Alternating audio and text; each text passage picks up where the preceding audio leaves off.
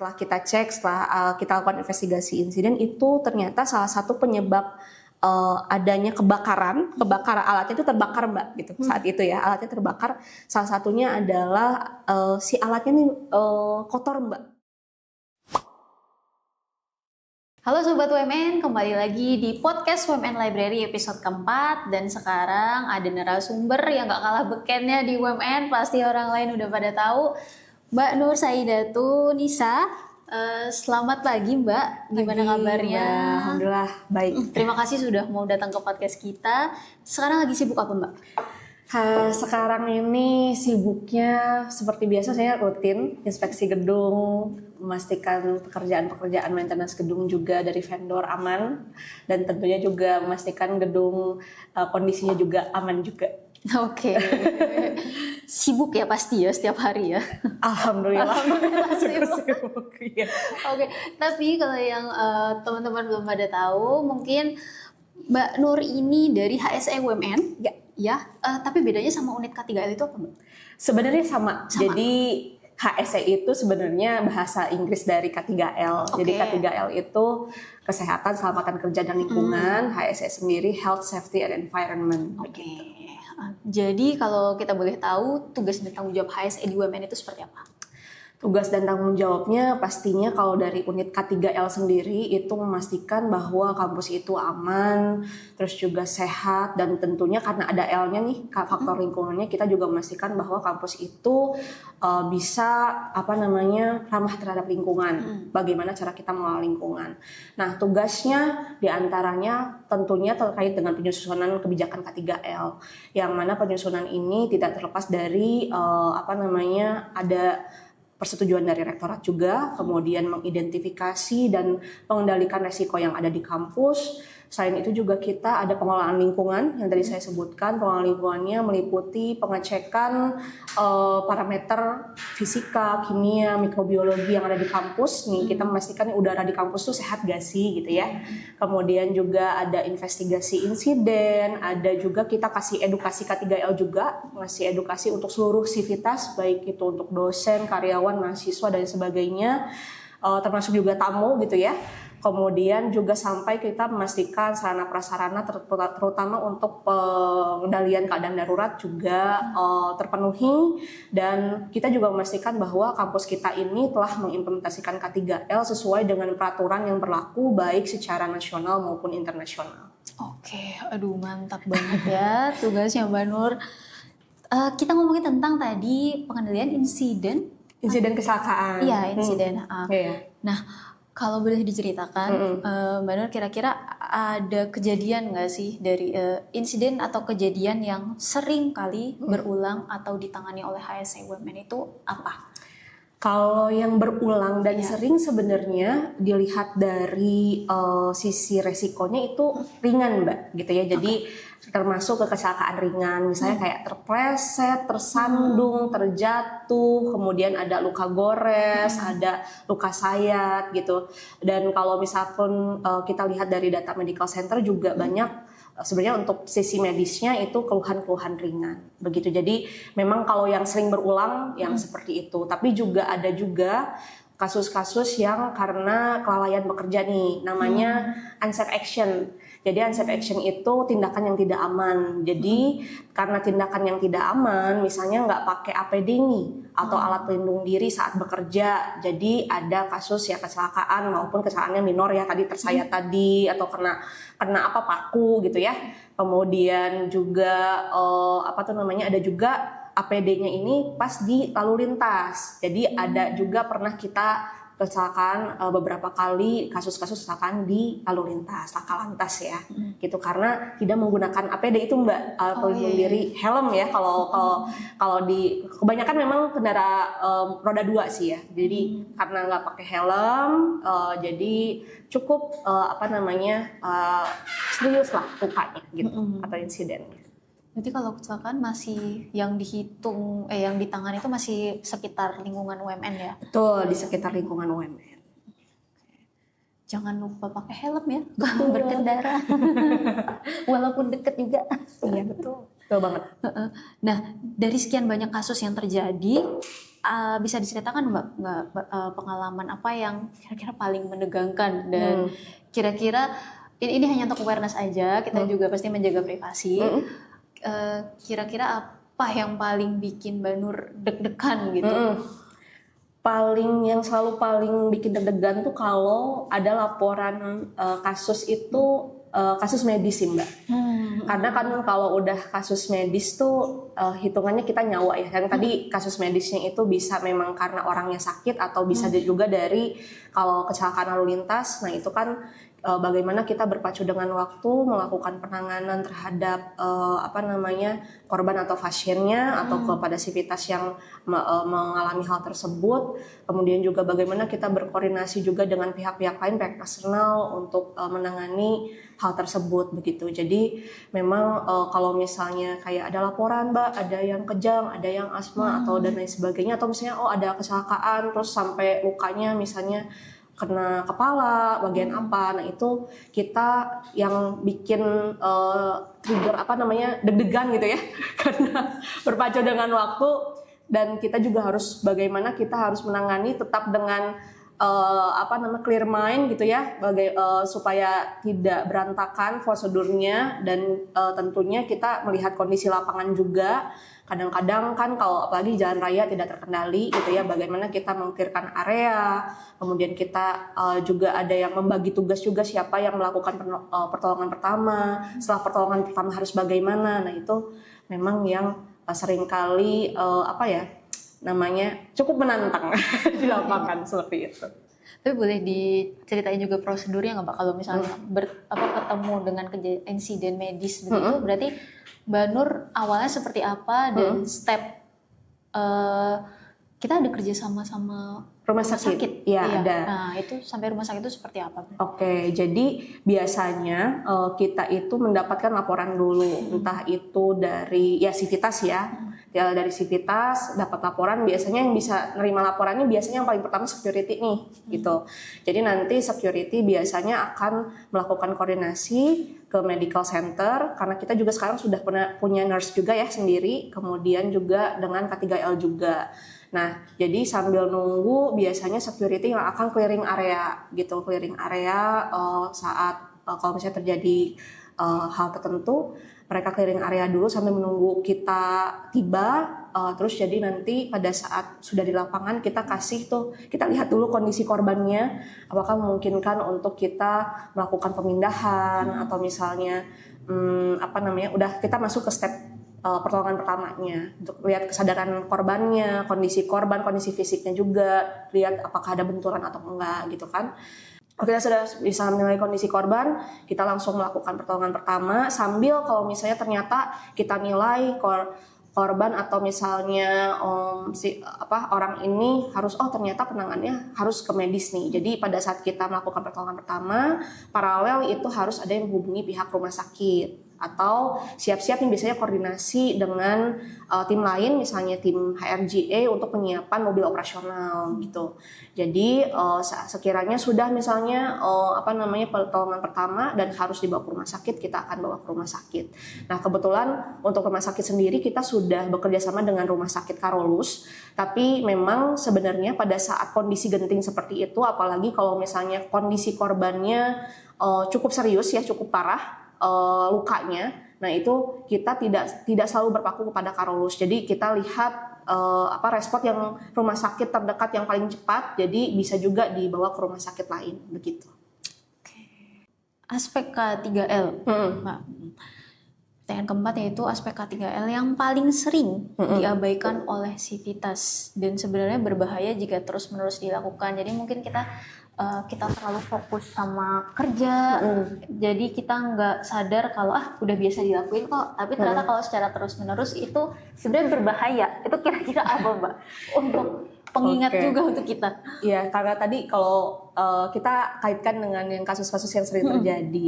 Jadi memang sebenarnya insidennya tuh banyaknya yang sering terjadi itu kecil Mbak gitu ya. Karena tadi masalah karena mungkin orang melihatnya sepele, jadi seringkali sudah tahu tapi terabaikan gitu ya. Yang pertama kalau misalnya kita berbicara di area kerja dulu nih gitu kan, area kerjanya di kantor atau di lab gitu kan. Nah itu banyaknya terkait dengan ergonomi kerja. Jadi ergonomi kerja itu biasanya pekerjaan yang kita lakukan, kita berkontak dengan atau melakukan sesuatu dengan suatu peralatan. Kayak misalnya kita nih kayak sekarang nih kita bekerja dengan laptop gitu ya. Nah itu karena orang-orang atau dampaknya itu dirasakannya cukup lama, misalnya duduk terlalu lama atau menatap layar terlalu lama gitu kan. Nah itu biasanya yang sering kita abaikan posisi duduk kita nih, gitu ya. Posisi duduk kita, iya nih, saya juga ya tadi sering kali gitu kan kita tidak menyadari posisi duduk kita itu kita kerja, bayangkan kita kerja dengan laptop, mungkin mahasiswa juga berlaku ya. Dengan laptop gitu ya di layar sampai 8 jam sampai 10 jam bahkan mungkin lebih dengan posisi duduk terus gitu kan. Nah lama-lama sebenarnya kayak ada walaupun lama sifatnya akumulatif tapi itu nanti misalnya beberapa tahun kemudian akan ada yang dirasakan nih. Entah itu misalnya sakit pinggang, sakit punggung, sakit leher begitu. Nah itu mungkin dari sisi ergonomi kerjanya gitu. Kemudian juga yang kedua yang paling sederhana itu sebenarnya housekeeping. Housekeeping itu apa sih? Jadi housekeeping itu terkait dengan kerapihan dan kebersihan area kerja. Nah biasanya parameter kita nih 5R nih Mbak. 5R itu apa? Ada ringkas, rapih, resik, rawat, dan rajin. Ringkas itu bagaimana kita mensortir barang-barang yang sudah yang masih digunakan dan sudah tidak digunakan. Terus kemudian ringkas, rapi ya. Rapi itu bagaimana kita mensortir penyimpanan barang-barang itu sesuai dengan kategorisasinya. Kemudian kita resik itu terkait dengan kebersihan kerja. Ada rawat, kalau rawat itu kita mulai membiasakan diri dengan ringkas, rapi, dan resik, dan rajin itu sudah menjadi budaya. Nah, kenapa saya bilang itu adalah yang sering diabaikan? Karena bisa kebayang nih Mbak, kalau misalnya kita kerja kondisi area kerja kita nih berantakan banget nih, kira-kira itu akan membuat kita lebih produktif atau tidak gitu kan? Atau misalnya kayak nyari barang-barang aja tuh jadi berantakan gitu kan?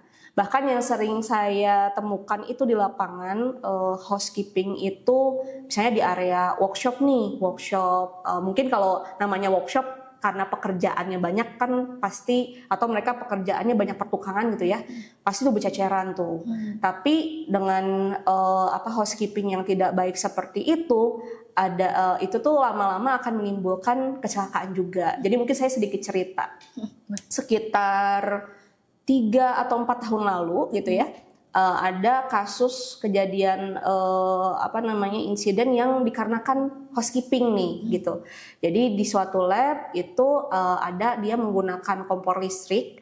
Nah, kompor listriknya ini gitu ya, setelah kita cek, setelah kita lakukan investigasi insiden, itu ternyata salah satu penyebab adanya kebakaran alatnya itu terbakar Mbak gitu. Saat itu ya alatnya terbakar, salah satunya adalah si alatnya nih kotor Mbak. Jadi nah itu kan termasuk resik ya, karena alatnya kotor terus menerus terjadi penumpukan kotoran di kompor listriknya. Nah itu jadinya lama-lama malah dia terbakar. Nah itu salah satunya. Jadi itu termasuk kayak dari sisi kebersihan aja tuh itu hal yang sepele, hal yang sederhana, hal yang dekat dengan kita sebenarnya. Tapi itu bisa menimbulkan lama-lama nih, karena itu kan penumpukan ya, karena itu sudah saking menumpuknya kotoran, itu jadi ada kebakaran gitu timbul. Nah itu juga sering terjadi juga di lapangan terkait dengan housekeeping ini. Bahkan kita juga ada, mungkin ini sekarang sih sebenarnya kasus-kasus seperti ini sudah cenderung menurun, tapi mungkin saya flashback ke yang sebelumnya gitu ya, untuk lesson and learn kita. Pernah juga nih dari sisi housekeeping juga itu menimbulkan korban.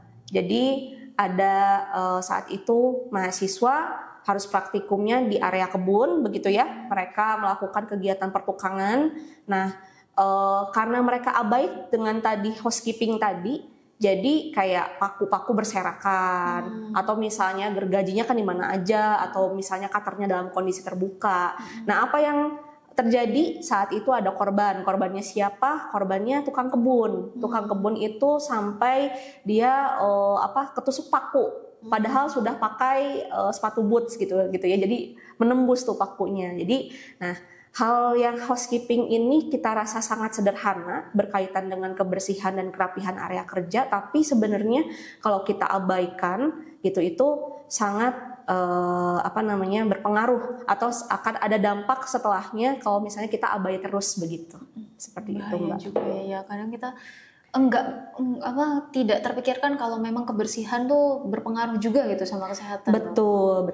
Selain juga ya mungkin tadi selain kebersihan itu ya tadi artinya kan kita mensortir ya, memastikan bahwa kita sudah mendapatkan barang-barang yang sebenarnya gitu ya, atau minimal di akhir setelah kita bekerja kita rapikan kembali gitu kan, seperti itu bisa meminimalisir adanya kecelakaan kerja gitu. Karena kadang kelihatannya ini bersih aja kok. Betul.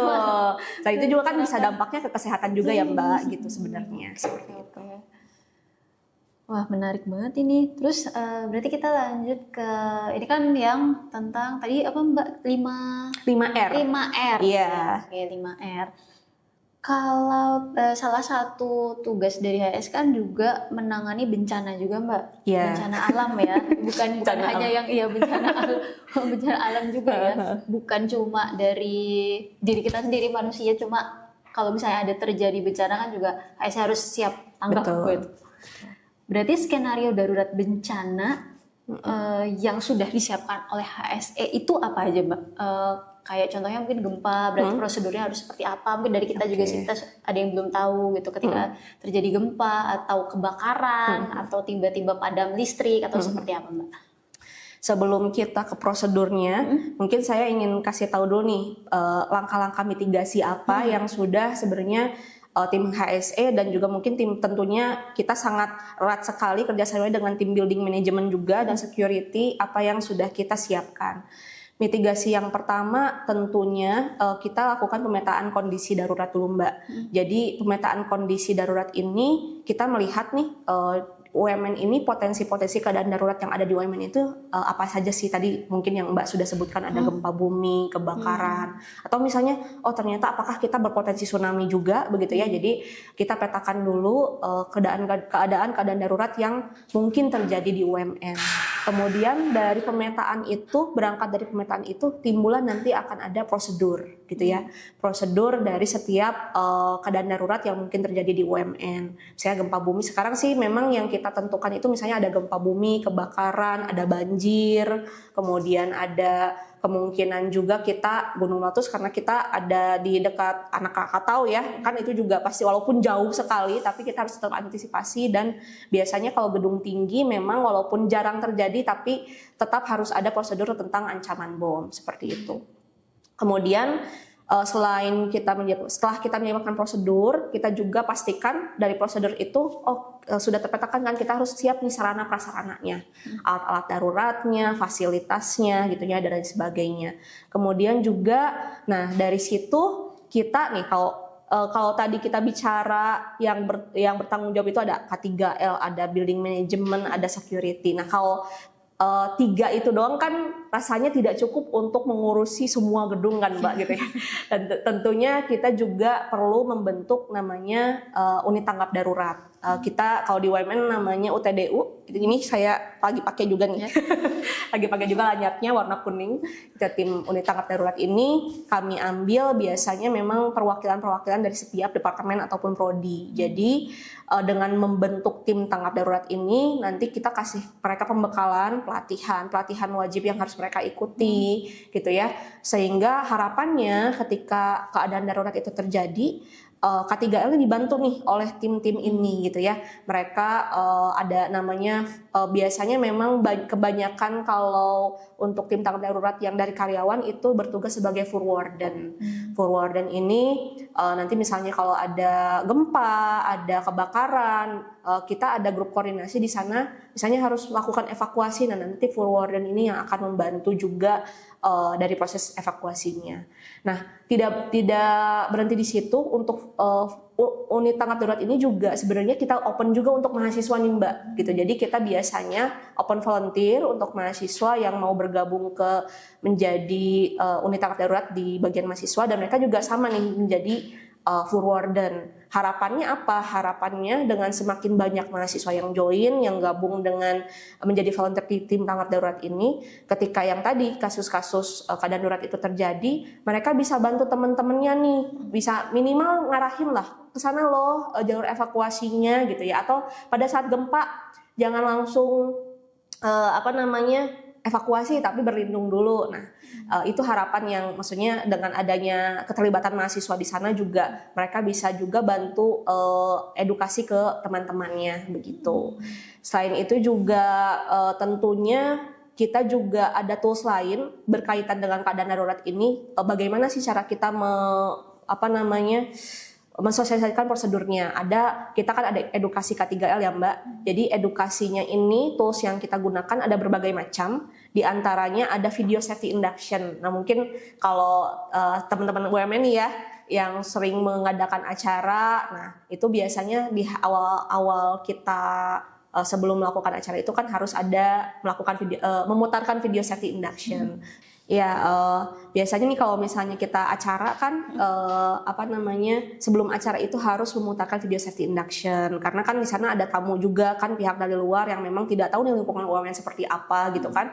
Nah, dengan adanya video safety induction mereka juga jadi teredukasi. Oh, kalau misalnya ada keadaan darurat terjadi pada saat mereka acara, mereka sudah tahu langkah-langkah yang harus dilakukan, atau minimal mereka lebih tenang gitu karena UMN sudah punya prosedurnya seperti itu ya. Selain itu juga yang lebih komprehensif sebenarnya kita punya juga e-book Mbak, e-book K3L. Nah, jadi video safety induction sama e-book K3L ini bisa Civitas akses semuanya ada di website K3L, k3l.umn.ac.id. Jadi di sana di e-book ini sudah sangat lengkap saya rasa ya. Di sana sudah ada prosedur penanganan daruratnya, bahkan juga kita siapkan juga ada prosedur penanganan pertolongan pertama. Jadi kalau misalnya kita baca tuh di sana, kalau misalnya ada temennya pingsan atau temennya kejang-kejang, minimal kita tahu lah gitu ya apa yang hal pertama yang harus kita lakukan, seperti itu Mbak. Oke, udah lengkap. Tadi di mana? k3l.umn.ac.id. Selain tadi tugas dari unit K3L itu kan selain mitigasi bencana sama mengatasi insiden kecelakaan, tadi saya dengar ada tentang pengelolaan limbah B3 ya, bahan berbahaya dan beracun yang ada di lingkungan UMN. Nah, kira-kira sebenarnya sumber dari limbah B3 ini apa aja sih Mbak? Sumbernya, kalau kita bicara sumber, sebenarnya sih kita bisa bawa seluruh aktivitas yang ada di kampus ya. Yang pertama mungkin yang paling besar pastinya dari operasional kampus. Operasional kampus kan kita banyak ya. Ada misalnya dari lampu-lampu nih, ini juga termasuk ke B3, kita masukkan ke dalam kategori e-waste. Kemudian misalnya dari maintenance gedung ada limbah cat, ada limbah misalnya ada maintenance lift juga kan ada oli gitu kan. Nah, itu juga termasuk limbah B3. Bisa juga misalnya dari praktikum itu menggunakan bahan-bahan kimia. Nah, itu juga termasuk ke dalam limbah B3. Kemudian juga ada batu baterai nih Mbak. Jadi karena mungkin kita multimedia ya dan banyak menggunakan alat elektronik, batu baterai juga termasuk yang banyak juga yang dihasilkan di UMN. Kemudian juga selain itu misalnya dari aktivitas mahasiswa juga. Mereka kan kalau misalnya UKM nih, kegiatan UKM, mereka juga bikin dekorasi gitu menggunakan thinner, menggunakan cat. Nah, itu juga termasuk ke dalam B3. Bahkan kayak aktivitas pengajaran aja, nah spidol tuh, tinta spidol itu, atau kita cartridge printer nih yang ada di kantor kita, itu juga termasuk ke dalam limbah B3. Berarti dipilih dulu kan Mbak? Tentu saja. Jadi nanti dari sisi pengelolaannya itu biasanya kita pisahkan dulu. Kalau di lapangan sebenarnya mungkin kalau teman-teman lihat tuh sudah ada 3 kategori ya, ada organik, anorganik, dan B3. Tinggal sebenarnya bagaimana awareness dari Civitas sendiri memisahkannya nih. UMN sudah menyediakan fasilitasnya, karena memang terkadang gini. Jadi kita sudah menyediakan fasilitasnya. Nah, yang bingung itu nanti tim cleaningnya. Jadi karena dari Civitas sendiri itu buangnya masih sembarangan gitu ya, tidak sesuai dengan kategorisasi, nah, pemilahannya itu yang cukup sulit gitu ya. Atau mungkin sebenarnya kalau misalnya ada yang cukup intens produksinya gitu ya, itu bisa berkoordinasi dengan K3L terutama di lab-lab gitu ya. Kalau misalnya ada limbah baterai atau limbah elektronik lainnya, itu biasanya terutama misalnya kayak departemen IT nih, mereka udah pasti intens tuh ada menimbulkan e-waste. Nah, mereka pasti akan berkoordinasi dengan kita gitu. Jadi lebih terorganisir. Dari pemilihan itu kita ambil dari sumber-sumbernya. Nah, itu sebelum diangkut oleh pihak ketiga itu kita simpan dulu Mbak, namanya TPS. Di TPS itu tempat penyimpanan sementara. Jadi di TPS itu kita simpan, ada batas waktu maksimalnya juga karena peraturan, jadi kita harus kategorisasi juga tuh, tadi ada e-waste, ada limbah cair, ada limbah baterai, ada limbah misalnya bekas kemasan cat dan lain sebagainya. Itu juga kita kategorisasi, kita labeling sebelum nantinya kita diangkut oleh pihak ketiga. Dan pihak ketiganya ini tentunya juga tidak sembarangan ya Mbak, harus yang berizin dari Kementerian Lingkungan Hidup, kemudian juga mereka harus punya surat, intinya ya surat-surat resmi. Akhirnya mereka angkut dan diolah. Nah, pengolahan ini juga nanti kita akan dapat manifest atau laporannya seperti itu. Jadi tidak sama-sama semuanya dibuang, tapi ada juga nih yang diolah kembali oleh pihak ketiga tersebut. Gitu. Dan kita dapat laporannya juga. Betul. Jadi ada hasilnya yang dipantau. Betul. Oh, sampai seperti itu ya. Jadi nggak. Betul. Berarti memang nggak boleh itu ya Mbak, nggak boleh asal ya buat pilih. Betul banget, betul banget nih Mbak, karena memang ya sampai saat ini sih memang kami di lapangan itu masih kesulitannya adalah dalam terutama yang untuk mengangkut yang sampah-sampah di gedung ya. Nah, karena mungkin ya masih belum aware, mereka aware, tapi ya itu ya untuk bisa mereka memilah itu kadang-kadang kesananya itu masih sulit mungkin ya, seperti itu. Karena saya juga udah dipilah, nanti kalau misalnya salah pilih pembuangan malah digabungin lagi. Betul, seperti itu. Oke. Sebelum kita selesai Mbak, ada beberapa pertanyaan lagi. Berarti proses kalau di WMN berarti bekerja sama juga dengan vendor eksternal kan? Betul. Pasti. Berarti unit K3L juga memproses atau inspeksi juga nggak vendor eksternal itu ketika ada pengerjaan di WMN? Betul, jadi untuk proses inspeksi sendiri ini kita ada 2 kategori inspeksi nih Mbak. Ada inspeksi APD yang tadi alat pelindung diri. Ini biasanya inspeksi APD ini kita lakukan untuk pekerjaan-pekerjaan maintenance gedung nih. Nah, pekerjaan maintenance gedung kan tidak hanya dilakukan oleh building manajemen saja kan, otomatis ada beberapa yang banyak juga dilakukan oleh vendor gitu, vendor ketiga. Nah, kemudian ada inspeksi housekeeping. Inspeksi housekeeping ini biasanya saya keliling, nanti lihat ada unsafe condition, misalnya ada ada kebocoran dan lain sebagainya, itu akan biasanya kita koordinasi dengan building management atau saya laporkan nih langsung ke building management gitu ya. Nah, untuk proses inspeksi sendiri terutama yang dengan vendor eksternal tentu ada prosedurnya. Jadi mereka juga kayak melakukan pekerjaan itu tidak serta-merta langsung masuk gitu ya. Tapi ada namanya sebelum mereka melakukan pekerjaan itu ada yang namanya izin kerja.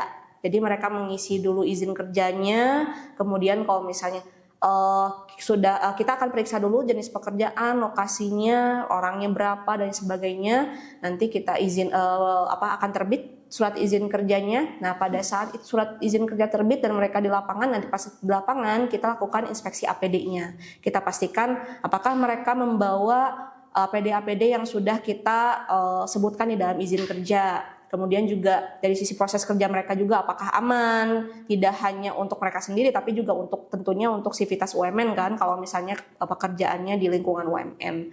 Kemudian selain itu juga kita memastikan juga bahan-bahan yang mereka gunakan atau proses kerjanya itu juga aman, seperti itu. Dan setelah pekerjaannya pun misalnya sudah selesai, kita mastiin nih kira-kira kondisi mereka tuh meninggalkan pekerjaan mereka dengan aman atau tidak gitu. Jadi dari awal, dari sebelum, saat, dan setelah itu tentunya termonitor oleh K3L juga dan tentunya building management serta security. Terima kasih banyak. Menurut sebelum kita akhiri, ada kesan dan pesan nggak? Serta gimana sih caranya peran Civitas UMN itu untuk mendukung edukasi K3L di lingkungan UMN? Jadi biar Mbak Nur nggak sendirian nih. Jadi mungkin pesan dan kesannya untuk seluruh Civitas UMN, jadi K3L atau keselamatan, kesehatan kerja dan perlindungan lingkungan itu bukan hanya tanggung jawab unit K3L aja atau unit-unit tertentu saja, tapi ini tanggung jawab kita semua gitu ya.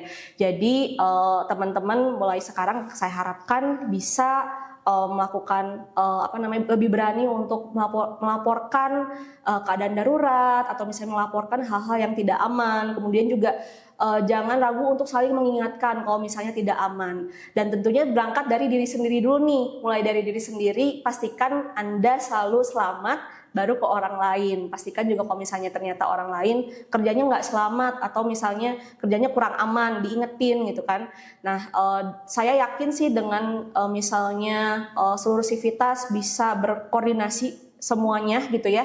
Mereka juga aktif juga dalam mengikuti pelatihan keadaan darurat, ada uji coba tangkap darurat juga. Dengan mereka semuanya aware terhadap keselamatan, kampus yang aman itu pasti sangat bisa kita jaga karena budaya K3-nya sendiri itu sudah tumbuh, dan juga tentunya yang paling penting itu nanti zero accident itu tercapai nih Mbak, gitu. Seperti itu. Oke, terima kasih banyak Mbak Nur. Ya, sama-sama. Dan terima kasih juga teman-teman yang udah menonton. Oke, baik, kita harus aware dengan sekitar dan jangan lupa pakai helm kalau berkendara, naik motor walaupun dekat, sama tetap menjaga kebersihan karena tadi kebersihan juga berpengaruh sama kesehatan kita. Tetap semangat dan selalu sehat. Terima kasih banyak. Terima kasih.